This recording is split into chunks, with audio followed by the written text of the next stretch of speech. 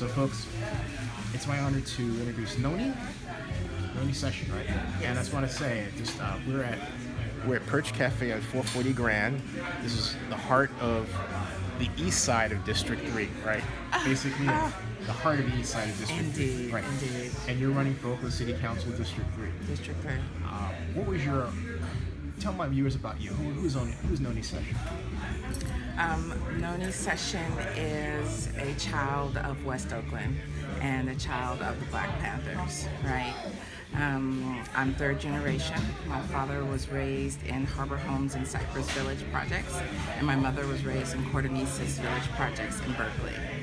And they were the children that struggled and had a Black consciousness education, and they were able to do well from that, and they were small business owners.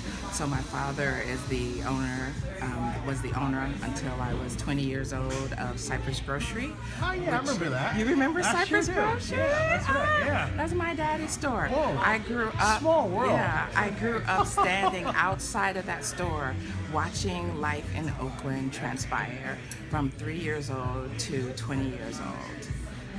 And so I've seen it all. I've seen the firefighters. Were you affected by the virus case at all? But the police that went off like Batman and Robin? well, my parents talked about it a lot, right? Yeah. Because you got to understand the current people who are new here think Oakland's politics have always been closed door. Oakland was notable for its open door politics up until about 15 to 20 years ago, right? Right. So every movement in Oakland was the subject of conversation with just even the most average Oaklander, right? Right. Which is why we still have this cadre of old activists who are very involved because they were seasoned here in Oakland, right? This is not a non-political city. This is a highly political city, but the politics have been driven underground by the strong mayor measure, by the vision that Jerry Brown has been transporting since he left his seat, but he left his proxies here to continue to work his vision. So you think Oakland is an apolitical city, but it's actually not if you know anything about how it's working right now, right? Yeah. What motivated you? You know, we talked about this off camera, but I hope you what motivated you to run? Because I think it's something people should know. Right. It's a twofold motivation, right? When I returned from graduate school in 2011, just to finish my last draft of my doctorate. You're working a PhD in Cornell, right? Yes. Thank you very much. I have a 300-page undefended draft. Wow. So that's a challenge. I looked around my city. I was happy to see new revenue here. I was happy to see new people here. I was happy to see coffee shops with good coffee because I love good coffee. Yeah. But as I engaged in those spaces, given that I've had access to more social capital than other people, I've had an elite education, I've had an international education, what I looked around and saw was that my people who are from my city weren't actually intended to be involved in these spaces. I started realizing these were closed spaces, right? So we use this concept of public space, but we know that in our current neoliberal climate in the United States, public space is actually private space, right? So unless you have the capital to engage, you are not welcome. You're not welcome symbolically, you're not welcome socially, you're not welcome economically. Give me an example. I mean, I know what you want my viewers to I went to a day spa as an adult woman with currency that functions like everyone else's currency, Okay. and patrons turn toward me, my Black self, and are appalled that I'm sharing the space and make sure that I have the experience of their disturbance, where it's like, what are you doing here? Why are you so... Is it day spa in Oakland? Yes, but... You don't want to say which one? No, I do not, actually, right? Because my long-term intention is to represent everyone. Yes, it's in the Lake area. My long-term intention is to represent everyone. Even the people who don't believe I should be here, they still deserve representation, right?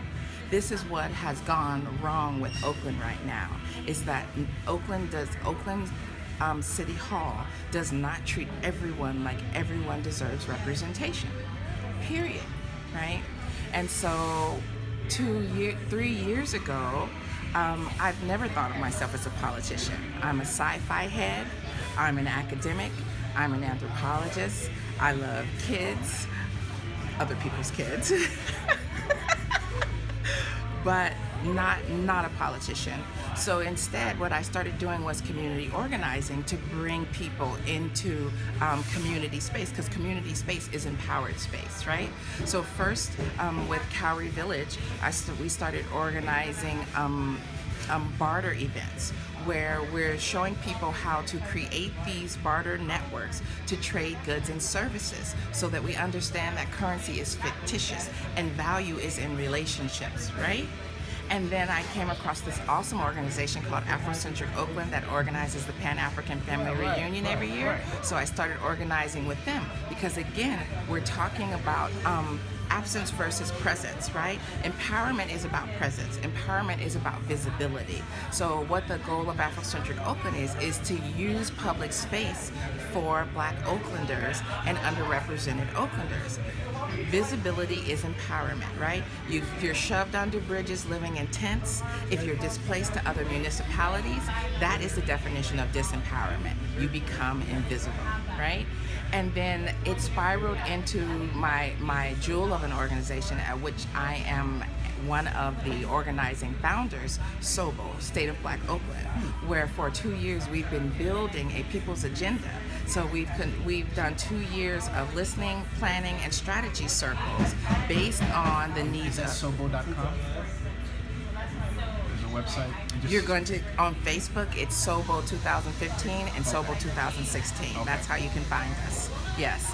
And so what we've done is we've brought in regular Oaklanders to start to lay out the needs of Oakland according to the 9 areas of self-determination. And these are regular people, and we've created a political structure, an electoral structure that incubates Black leadership, right? Mm-hmm. So it's an electoral structure that works on a 3-year staggered cycle. At year 2 of the seat. Is this kind of like Emily's List, which is an incubator for women who want to go into politics? Oh, we hadn't thought of it in terms of that, but we do think that in order to maintain institutional mission, you have to train people into leadership, right? If you don't want mission drift, if you want to keep it really tight, you want to build more empowerment, you cannot hoard power for yourself. Again, that takes us back to the structure of City Hall. No one is empowered. Leadership is not being nurtured by our own government. We're having to have individual non-governmental agencies, 501c3s and 501c4s to nurture leadership, when in fact, if we want to keep a clear mission for Oakland, we need to be bringing Oaklanders in. So I was just going to say, no, go ahead and finish your thought, please. So State of Black Oakland, our electoral system functions in this fashion. It's a 3-year seat. At year 2, we have the election, and the elected individual shadows the current seat holder for another year before they fully take the seat, right? So this is the way that you create this sense of continuity from seat to seat, where we know that Black activist organizations often struggle for years on end to really grow their sea legs. And we know that we knew 2 to 3 years ago, and probably many of us 5 to 10 years ago, that we were moving into a critical stage where either community was going to become more strongly rooted in Oakland, or it would be eradicated as a whole to create a whole new vision that didn't include working class and people of color, right? And at the organizing table, because we're a coalition of other organizations, one member from many of the justice coalitions in Oakland, such as OJC, had been set to the task to find a viable candidate, and I was helping her in that search, and we were looking for people. And then a week before the particular date in April, I myself was racially assaulted. Whoa. Okay. You say assaulted, hit violently or racially profiled, or tell me what happened in it is very hard and painful to discuss, but it's the precursor to lynching. Okay. And I work in a white cloistered area, and I will just say that once Once open racial epithets are publicly posted on public buildings with your name attached to it, the next step is racial assault, right. lynchings, beatings, and I'm an assistant librarian, and I'm often opening my library alone, and I was put in danger. A week later, we're at the table discussing again how we're going to find a viable candidate. The critical nature of not letting the current incumbent sit for another cycle, because if that's the case, we knew that we would be finished, right? Because if the first 4 years were any indication, the next 4 years were going to be hell on us. And they turned to me and said, well, why don't you run? Huh. And typically, I think of myself as the assistant to the leader, right? The one to keep you strong, the one to keep you focused, the one to get people rallied and ready to follow the mission. I call that the kingmaker. Yeah. Or the queenmaker, whichever Yeah. the case would be. Yeah, I have a lot of advice for anybody who wants it, by the way. But as soon as they turned to me, I knew the answer. I knew the answer because this is my home. Hey folks, this is part 1